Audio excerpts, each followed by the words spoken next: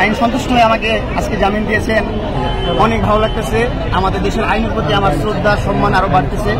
আপনি দেখছেন আমি কিন্তু আমার মতন করে লাইফে আগাচ্ছি, সুন্দর কন্টেন্ট করছি, বিজনেস নিয়ে আগাচ্ছি, আরো সামনে নতুন কিছু বিজনেস নিয়ে আসতেছি।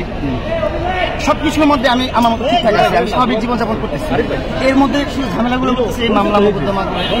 আমি জানি আমার বাংলাদেশের আইনের প্রতি আমার ভরসা আছে, শ্রদ্ধা আছে। ইনশাল্লাহ আমার ন্যায় বিচারটাই হবে, আর আমি এখান থেকে রেহাই পাবো। সেই যেমন তার লাইফ নিয়ে থাকবে না বেশি দিন, সে যেমন হ্যাপি আছে তার লাইফে, আমি বলি সে হ্যাপি থাকুক, সে থাকুক। আমার কোনো রিভেঞ্জ নেই, আমি রিভেঞ্জে বিশ্বাসী না।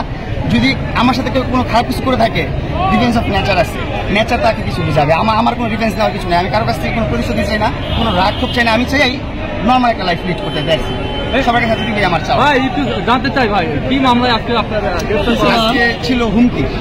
আমি হুমকি দিয়েছি, ইভেন আমি সিঙ্গেল টেক্সটও করি না, আমি নাকি তাকে হুমকি দিয়েছি। জানি না আইন আমি সম্মান জানাই, আইন অবশ্যই ভালো কিছু করবে। আইন সন্তুষ্ট হয়ে আমাকে আজকে জামিন দিয়েছেন। আপনি কিছু বলেন? অবশ্যই জেলখানায় আসা বা হাতে হাত করা লাগানো অত আমার খুশি কিছু না। অবশ্যই মন খারাপ থাকে। আমার মারও আমার মা কান্না করছে, তাকে দেখে তো আমার ভিতরে চুলমুল হয়ে যাচ্ছে সবকিছু। আমার তারও বেশি কষ্ট লাগছে আমার মার চোখের পানি দেখতে। আমি সবচেয়ে বেশি ভালোবাসি আমার পৃথিবীতে আমার মাকে। আমার মা যখন কান্না করছে তখন আমার ভিতরে আর কিছু নাই। আমি এই জিনিসটা কষ্ট পেয়েছি। আমি যেখানে আসতেছি, এটা হচ্ছে সেটা হচ্ছে, সেটা আমার বেশি কষ্ট না। সবচেয়ে বেশি কষ্ট হচ্ছে আমার মা কান্না করছে। কেমন লাগতেছে?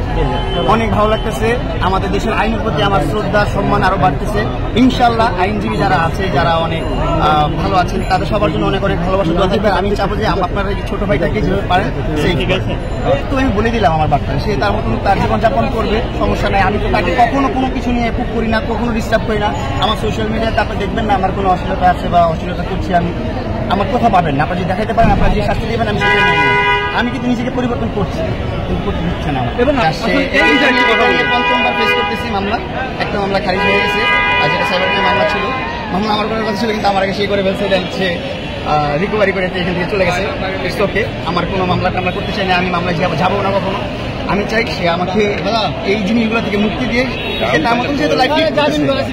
আমার পর একটা আমার ছোট ভাই ইমন, তাকে নিয়ে অনেক কিছু করলো। তারপর আরেক ছোট ভাই মেয়েদের শুরু, তারপর আরো এরকম করতেছি। তো তার তো এটা নর্মাল লাইফ, তার এটা ক্যারেক্টারটাই এটা। তো আমার তো ক্যারেক্টার এটা না, আমি তো এরকম যাচ্ছি না, এরকম কিছু করতেছি না। তো আমি আমার মতন নর্মাল লাইফটা লিড করতে চাই, সাধারণ জীবনযাপন করতে চাই, ভালোভাবে বসবাস করতে চাই।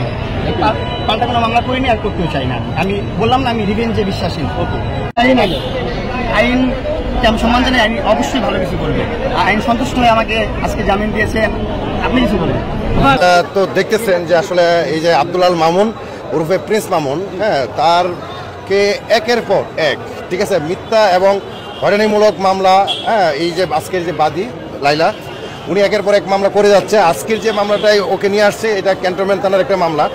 এটা একটা জিডি থেকে উৎপত্তি নন এফআইআর মামলা, এবং এই মামলার যে অভিযোগ একেবারে একটা ভিত্তিহীন অভিযোগ, যে ওখানে বলা হচ্ছে যে সে নাকি তাকে মামলা তুলে নেওয়ার জন্য হুমকি প্রদান করছে, যার প্রেক্ষিতে উনি একটা জিডি করলেন, এবং এই জিডিটা নন এফআইআর মামলা হিসেবে ট্রিট হয়, এবং আদালতের আদেশে তাকে গ্রেপ্তার করে নিয়ে আসা হয়, এবং বিজ্ঞ আদালত আজকে শুনানি অন্তে প্রিন্স মামুনকে জামিন দিয়েছেন।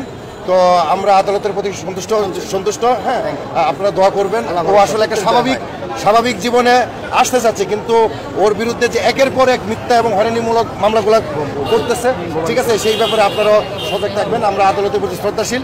আশা করি মামুন সবগুলো মামলা থেকে ইনশাল্লাহ খালাস পাবে, কারণ মিথ্যা কখনোই টিকে না, সত্যের জয় হবে ইনশাল্লাহ। বললাম না আমি রিভেঞ্জে বিশ্বাসী না।